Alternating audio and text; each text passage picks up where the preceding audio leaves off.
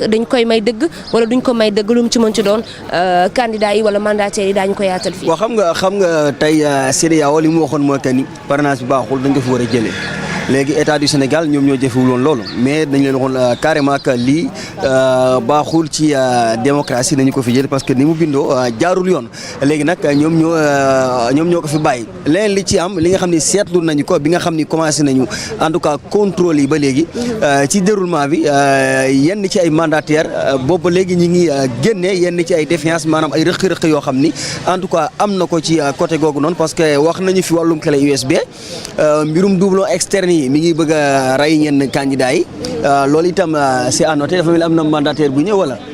voilà am na mandataire bu nekki noonu ñu jël ko. c'est le mandataire de qui.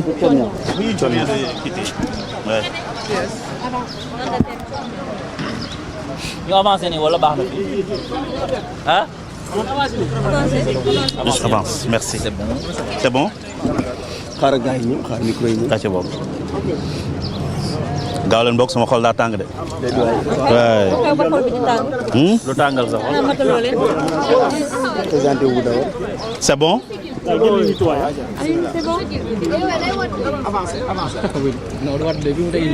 présenté wu.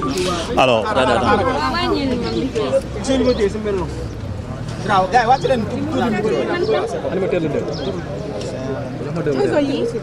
C'est bon, je peux commencer? Oui, allez. Alors, bonsoir tout le monde. Alors, je me présente Youssouf Diallo, je suis le mandataire de la coalition Jëf ak Thione Niang.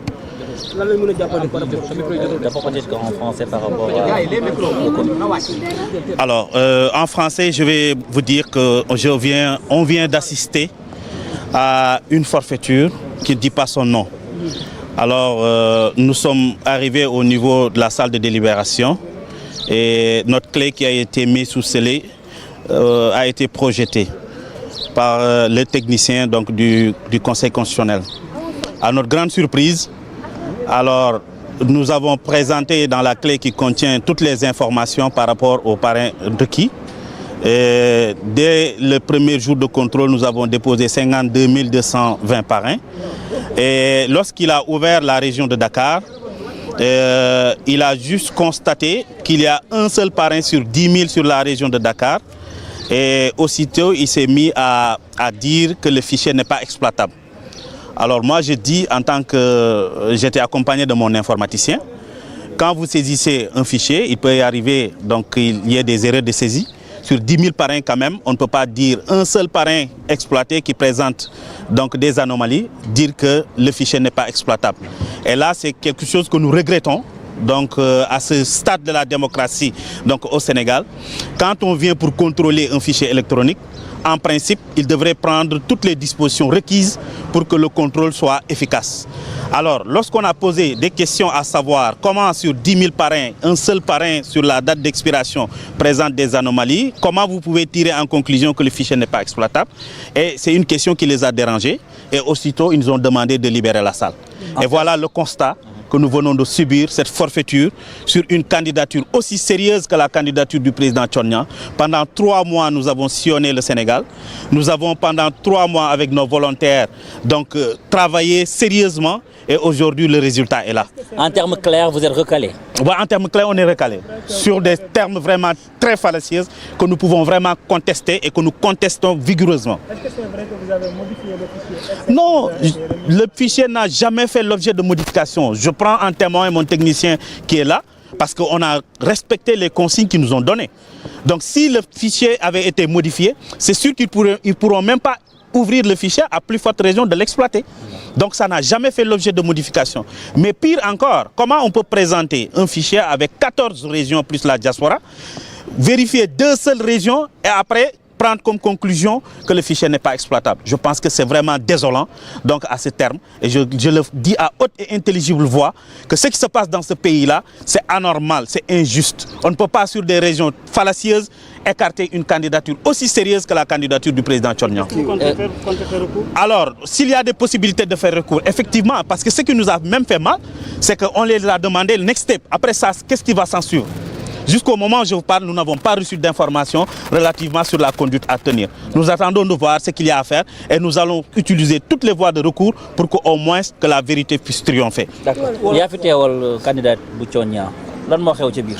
Alors li xew ci biir lu dul gàcce li ma métti suma réew ma ñëw pour contrôler sumay fichier de parrainage pendant 3 mois képp kuy sénégalais gis nga ñuy sillonner dëkk bi di dem wut ay parrain nga xamante ni nu mu méttee donc ñu ñëw tey pour contrôler suñuy parrain ñu dugg ci salle de délibération bi ñu présenter suñu clé ñu commencer exploiter la région de Dakar. Région de Dakar ñun ñaari fichier lañ ko def parce que bu matee 10 000 tu es obligé nga ubbiwaat beneen feuille bu ñu ubbee la région de Dakar sur 10 000 parrains benn parrain sur date d'expiration bi kese moo am erreur mu exploité waat deuxième fichier Dakar bi amul erreur conclusion mu exploité la région de Fatick mu ne non buñ naree continuer nii on va passer la nuit ma ne ko mais loolu moo ñu fi indi foog ngeen exploité fichier yëpp mais boo tiré conclusion ne fichier bu baaxul man damay leen lii forfaiture la te effectivement forfaiture la parce que munoo présenter 14 régions plus la diaspora candidature bu sérieuse bu mel ni président wu Thionia nga ñëw exploiter ñaari région ci 10 000 parrains yi am benn parrain bi nga xamante ne dafa am erreur de saisie sur la date d'expiration informaticien bi taxaw waat ci yàlla ne fichier mënu ko exploiter loolu mooy lu ñuy naqarlu tey li nga xamante ne moom lañ jëlee tey ci salle de délibération conseil constitutionnel. ci gàttal candidature Thionia jàllul. donc loolu la ñu wax ne candidature bi jàllul parce que fichier bi mënuñ ko exploiter. te bëgg naa nag ñu leeral nit ñi lan mooy fichier bu ñu mun a exploiter parce que bu dee informatique kese la fichier bu ñu mun a exploiter mooy fichier bi nga xamante daanaka mënuñ ko sax ubbi loolu mooy fichier bu ñu mun a exploiter mais fichier boo ubbi gis 10 000 parrains yu leer nañ benn parrain mu am erreur de saisie nga ne fichier boobu mënuñ ko exploiter man je pense que lii caaxaan la te nañ bàyyee di fooye réew mi. ni ngeen koy bàyyee wala. donc li ñu ba fas yéenee def mooy lu ci gën a doy waar bu ñu génnee dañ leen ne waa ok comme nee ngeen fichier mënuñ ko exploiter ban taxawaay lañ war a am.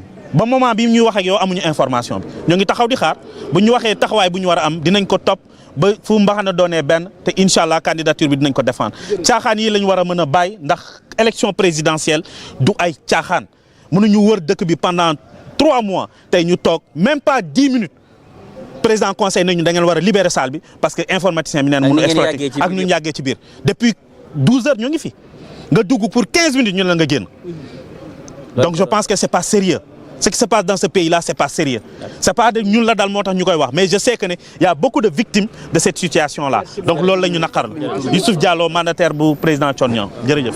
Youssouf Diallo nekk mandataire kii la di Thionia jëf rek moom nag dégg nga kon kaddu yi nga xam ni yëkkati na ko voilà. moom nag li mu xam ne mooy que ni moom Youssouf Diallo ñoom en tout cas ñi leen di waa conseil constitutionnel dañu leen xamal rek que ni vraiment seen fichier seen clé bi mënuñu ko exploiter loolu nag nekk li nga xam ne en tout cas lu ko métti la parce que dafa jàpp ni yëf yi manque de sérieux da ci am loolu rek moom la indi rôle en tout cas ci li nga xam ni wax na ko parce que ñoom mënuñu am candidat bu sérieux comme ki la di Thionia ñëw ak li mu wër ci Sénégal lu tolloo ak ñetti weer mu wër ko Sénégal gépp représenté 14 régions plus la diaspora ñëw ci benn 10 minutes 15 minutes ñu wax la ni la da ngay dem parce que li nga xam ne moo di sa clé USB kenn mënu ko exploiter loole nag nekk li nga xam ne en tout cas ñoom métti na leen parce que ñoom moom ci boppam nee na question bi nga xam ne laaj na ko waa conseil constitutionnel mooy lan moo ci topp lan la ñu war a defaat ba tey amuñu tontu mais lan leen ci tegal mooy que ni vous allez libérer la salle maanaam da ngeen di génn ci biir fi nga xam ne moom moo di ci salle bi loolu nag nekk na loo xam ne en tout cas métti na ko ba tax mu daal di koy ñaawlu daal di koy naqarlu bu baax a baax en attendant mi ngi noonu ñuy seen moom mandataire ki nga xam ne moom moo di Aly Ngouille Ndiaye moom itam ba xam lan la jëlee si biir. dañ ko recalé dafa mel ni information boobu la ñu am. kon nañu ko xaar mu ñëw ñu xool lan la ñuy jox lan la ñuy baaxee. ay xibaar ñi ngi noonu ñoom aussi tamit taxaw di waxtaan di concerté wu ci seen biir kon ñi ngi koy xaarandi léegi mu agsi moom mi nga xam ni moom moo di mandataire ki la di Aly Ngouille Ndiaye ci fàttali ki fi jógee sànq moom mooy Youssouf Diallo nekk mandataire ki nga xam ni moom mooy Thionia moom nag ci lu simple moom itam dañu ko recalé parce que nee nañu li nga xam ni moom moo di son fichier numérique gars yi mënuñu ko exploiter loole nag nekk na loo xam ne en tout cas lu doy waar la ci dans un pays de démocratie dans dans un pays boo xam ni en tout cas dañu war a assister rek ci déroulement boo xam ni lépp dafa daal di équitable en tout cas loolee lu mu ñaawlu la ci candidat boo xam ni ay weer mi ngi nii ngay waajal ay weer mi ngi nii ngay préparer li nga xam ni moom moo di sa wàllum parrainage ñëw ci benn à 10-15 minutes ñu recalé parce que mi ngi wax que ni depuis 12 heures ñoom ñu ngi ci biir salle bi mais ñuy dugg ci salle bi benn 10-15 minutes ñu ne leen da ngeen di génn parce que mënuñu exploiter seen fichier daaj leen ni wax libérer la salle comme ça loolu mu jàpp ni dans un pays normal warul mën a demee noonu. ci cadre mandataire bi la mu xam ne moom moo di su fekkente ni fi clé la boo xamante ni mënuñu ko exploiter donc waruñu ko mën a tijji bay gis 10 000 de parrains yoo xamante ni kenn kii moom moo conforme alors naka lañ ko mën a jàngatee yan analyse dañ ci mën a jëlee lu mu ci mënti doon moom la mu xam ne moom moo di ñaawlu na bu baax a baax li nga xamante ni moom moo xew ci biir conseil constitutionnel comme ni ñu ko waxee tout à l'heure tamit mandataires yi fi jot a jaar dafa mel ni ci subaak tey déploré nañu bu baax a baax li nga xamante ni moom moo am ci biir conseil constitutionnel tout à l'heure gis nañu mandataire Mary Teuw Niane tamit gis nga ni mu indee ay correction daal di dugal requête moom it pour am beneen ay réponses yoo xamante ni mën na ko dékku donc mu mel ni rek li ñu nemmeeku woon en 2019 moom la ñu commencé waat di nemmeeku tey ci élection présidentielle yu 25 février 2024 Kébé. effectivement comme ni nga ko waxee moom sax mu préciser que ni amul benn modification maanaam genn coppite goo xam ni amal nañu ko ci ki nga xam ne fichier bi nga xam ne jox nañu leen ko loolu itam moom da ko daal di préciser kon mu jàpp ne gisul lenn loo xam ne war na mën a tax vraiment ñu daal di wax leen ni leen seen fichier bi kenn mënu ko exploiter d'autant plus que ñoom tijji nañ ko gis nañu xool nañ ko ba gis ci benn parrain boo xam ne ci 10 000 parrain loolee kon en tout cas mu nekk li nga xam ni moom daal dina koy wax ñaawlu ko kon ki ñuy nekk di seen noonu moom mu nekk mandataire ki nga xam ni moom moo di Aly Ngouille Ndiaye nekkoon fi ministre de l'intérieur ci nguurug président Macky Sall jamonoy 2019 voilà mi ngi noonu venez ñu déglu ko ba xam lan la jëlee ci biir moom aussi tamit. attention nañu avancer tuuti maître.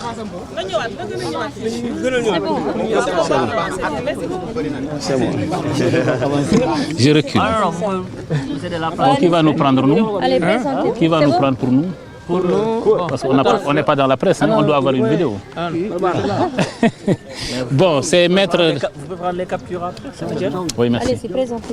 Donc c'est maître Daouda Ka, c'est maître Daouda Ka, mandataire national de la coalition Aly Ngouille 2024. Qu'est-ce qu'on peut retenir par rapport à la vérification des parrainages de Aly Ngouille? Tout d'abord, nous rendons grâce à Dieu qui nous a permis d'arriver à cette étape décisive du contrôle de nos parrains.